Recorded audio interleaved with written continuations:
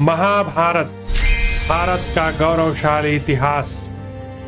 हम कथा सुनाते पांडव सकल महान की।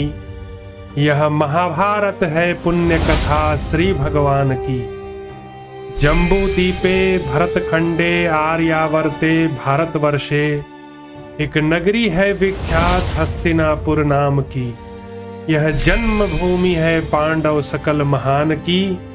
यह महाभारत है पुण्य कथा श्री भगवान की। महाभारत भारत का गौरवशाली इतिहास। द्रोण पर्व, संक्षिप्तक वध पर्व। अध्याय 29। अर्जुन और भगदत्त का युद्ध। श्री कृष्ण द्वारा भगदत्त के वैष्णवास्त्र से अर्जुन की रक्षा तथा अर्जुन द्वारा हाथी सहित भगदत्त का वध।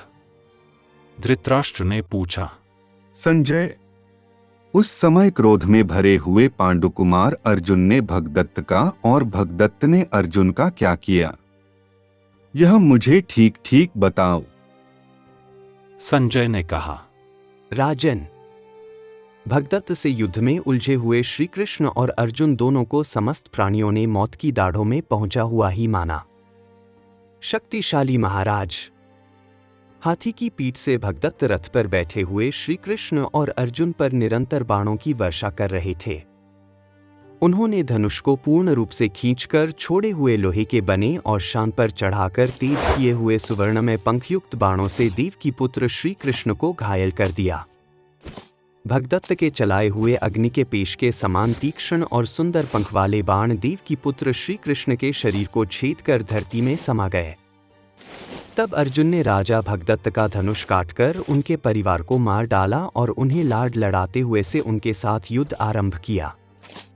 भगदत्त ने सूर्य की किरणों के समान तीखे 14 तोमर चलाए, परंतु सव्यसाची अर्जुन ने उनमें से प्रत्येक के 2-2 टुकड़े कर डाले। तब इंद्र कुमार ने भारी बाण वर्षा के द्वारा उस हाथी के कवच को काट डाला, जिससे कवच जीर्ण शीर्ण होकर पृथ्वी पर गिर पड़ा। कवच कट जाने पर हाथी को बाणों के आघात से बड़ी पीड़ा होने लगी। वह खून की धारा से नहा उठा और बादलों से रहित एवं गैरिक मिश्रित जलधारा से भीगे हुए गिरिराज के समान शोभा पाने लगा। तब भगदत्त ने वसुदेवनंदन श्री कृष्ण को लक्ष्य करके सुवर्णमय दंड से युक्त लोहमयी शक्ति चलाई, परंतु अर्जुन ने उसके 2 टुकड़े कर डाले। अर्जुन के कंक पत्र युक्त सुंदर पाख वाले बाणों द्वारा अत्यंत घायल हो राजा भगदत्त उन पांडुपुत्र पर कुपित हो उठे। उन्होंने श्वेतवाहन अर्जुन के मस्तक पर तुमरों का प्रहार किया और जोर से गर्जना की। उन तुमरों ने समरभूमि में अर्जुन के किरीट को उलट दिया। उल्टे हुए किरीट को ठीक करते हुए पांडुपुत्र अर्जुन ने भगदत्त से कहा, राजन, अब इस संसार को अच्छी तरह देख लो। अर्जुन के ऐसा कहने पर भगदत्त ने अत्यंत कुपित हो एक तेजस्वी धनुष हाथ में लेकर श्री कृष्ण सहित अर्जुन पर बाणों की वर्षा प्रारंभ कर दी। अर्जुन ने उनके धनुष को काटकर उनके तूणीरों के भी टुकड़े टुकड़े कर दिए। फिर तुरंत ही 72 बाणों से उनके संपूर्ण मर्मस्थानों में गहरी चोट पहुंचाई। उन बाणों से घायल हो अत्यंत पीड़ित होकर भगदत्त ने वैष्णवास्त्र प्रकट किया। उसने कुपित हो अपने अंकुश को ही वैष्णवास्त्र से अभिमंत्रित करके पांडुनंदन अर्जुन की छाती पर छोड़ दिया। भगदत्त का छोड़ा हुआ वह अस्त्र सबका विनाश करने वाला था। भगवान श्री कृष्ण ने अर्जुन को ओट में करके स्वयं ही अपनी छाती पर उसकी चोट सह ली। भगवान श्री कृष्ण की छाती पर आकर वह अस्त्र वैजयंती माला के रूप में परिणत हो गया। वह माला कमल कोश की विचित्र शोभा से युक्त तथा सभी ऋतुओं के पुष्पों से संपन्न थी। उससे अग्नि, सूर्य और चंद्रमा के समान प्रभा फैल रही थी। उसका एक एक दल अग्नि के समान प्रकाशित हो रहा था। कमलदलों से सुशोभित तथा हवा से हिलते हुए दलों वाली उस वैजयंती माला से तीसी के फूलों के समान श्याम वर्ण वाले केशिहंता, शूरसेन नंदन, शांगधन्वा, शत्रुसूदन भगवान केशव अधिकाधिक शोभा पाने लगे, मानो वर्षा काल में संध्या के मेघों से आच्छादित श्रेष्ठ पर्वत सुशोभित हो रहा हो। उस समय अर्जुन के मन में बड़ा क्लेश हुआ। उन्होंने भगवान श्री कृष्ण से इस प्रकार कहा, अनघ, आपने तो प्रतिज्ञा की है कि मैं युद्ध न करके घोड़ों को काबू में रखूंगा, केवल सारथी का काम करूंगा, किंतु कमलनयन, आप वैसी बात कहकर भी अपनी प्रतिज्ञा का पालन नहीं कर रहे हैं। यदि मैं संकट में पड़ जाता अथवा अस्त्र का निवारण करने में असमर्थ हो जाता तो उस समय आपका ऐसा करना उचित होता। जब मैं युद्ध के लिए तैयार खड़ा हूं, तब आपको ऐसा नहीं करना चाहिए। आपको तो यह भी विदित है कि यदि मेरे हाथ में धनुष और बाण हो तो मैं देवता, असुर और मनुष्यों सहित इन संपूर्ण लोकों पर विजय पा सकता हूं। तब वसुदेव वंदन भगवान श्री कृष्ण ने अर्जुन से ये रहस्यपूर्ण वचन कहे। अनघ, कुंती नंदन, इस विषय में यह गोपनीय रहस्य की बात सुनो जो पूर्व काल में घटित हो चुकी है। मैं 4 स्वरूप धारण करके सदा संपूर्ण लोकों की रक्षा के लिए उद्यत रहता हूँ। अपने को ही यहाँ अनेक रूपों में विभक्त करके समस्त संसार का हित साधन करता हूँ। मेरी एक मूर्ति इस भूमंडल पर बद्रिकाश्रम में नरनारायण के रूप में स्थित हो तपश्चर्या करती है। दूसरी परमात्मा स्वरूपा मूर्ति शुभाशुभ कर्म करने वाले जगत को साक्षी रूप से देखती रहती है।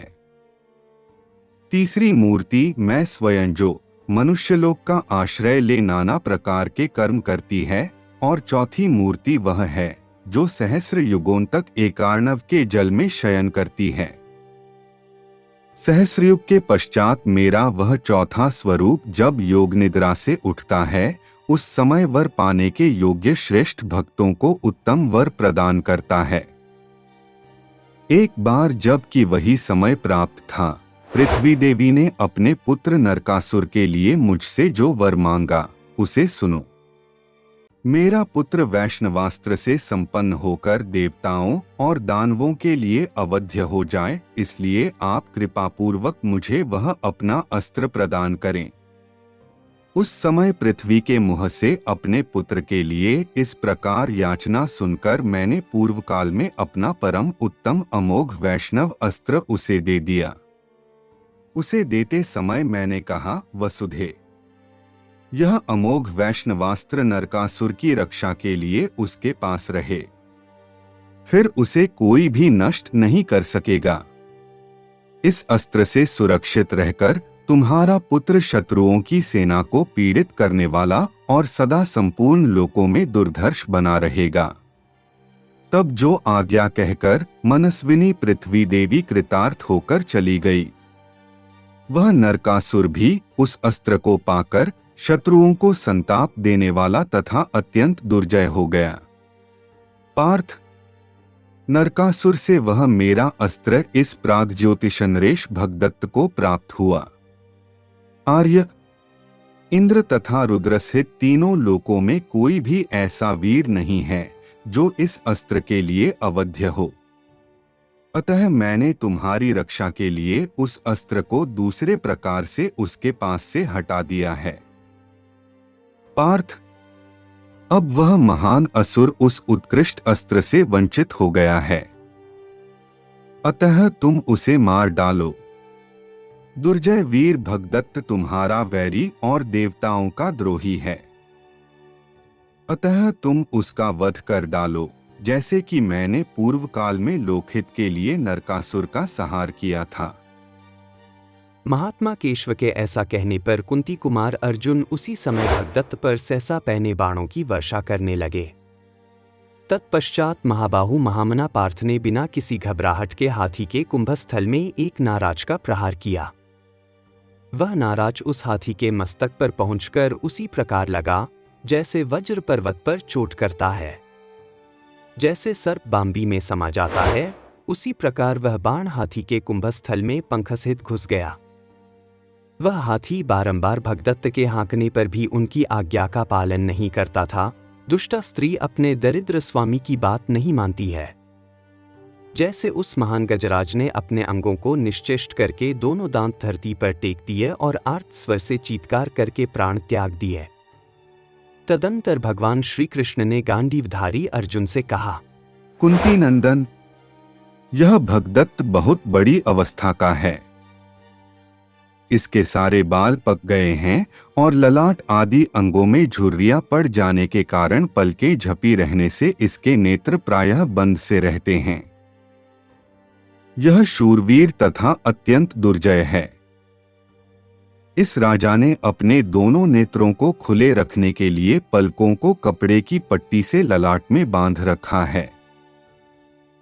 भगवान श्री कृष्ण के कहने से अर्जुन ने बाण मारकर भगदत्त के सिर की पट्टी अत्यंत छिन्न भिन्न कर दी।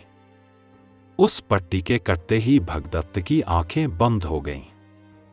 फिर तो प्रतापी भगदत्त को सारा जगत अंधकार में प्रतीत होने लगा।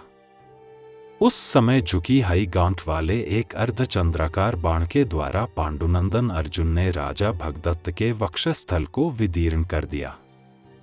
किरीटधारी अर्जुन के द्वारा हृदय विदीर्ण कर दिए जाने पर राजा भगदत्त ने प्राणशून्य हो अपने धनुष बाण त्याग दिए। उनके सिर से पगड़ी और पट्टी का वह सुंदर वस्त्र खिसक कर गिर गया, जैसे कमलनाल के ताड़न से उसका पत्ता टूटकर गिर जाता है। सोने के आभूषणों से विभूषित उस पर्वताकार हाथी से सुवर्ण मालाधारी भगदत्त पृथ्वी पर गिर पड़े, मानो सुंदर पुष्पों से सुशोभित कनेर का वृक्ष हवा के वेग से टूटकर पर्वत के शिखर से नीचे गिर पड़ा हो। राजन, इस प्रकार इंद्र कुमार अर्जुन ने इंद्र के सखा तथा इंद्र के समान ही पराक्रमी राजा भगदत्त को युद्ध में मारकर आपकी सेना के अन्य विजयाभिलाषी वीर पुरुषों को भी उसी प्रकार मार गिराया, जैसे प्रबल वायु वृक्षों को उखाड़ फेंकती है। इस प्रकार श्री महाभारत द्रोण पर्व के अंतर्गत संक्षिप्त वध पर्व में भगदत्त वध विषयक 29वां अध्याय पूरा हुआ। महाभारत भारत का गौरवशाली इतिहास। हम कथा सुनाते पांडव सकल महान की, यह महाभारत है पुण्य कथा श्री भगवान की। जम्बू दीपे भरतखंडे आर्यावर्ते भारतवर्षे, एक नगरी है विख्यात हस्तिनापुर नाम की। यह जन्मभूमि है पांडव सकल महान की, यह महाभारत है पुण्य कथा श्री भगवान की।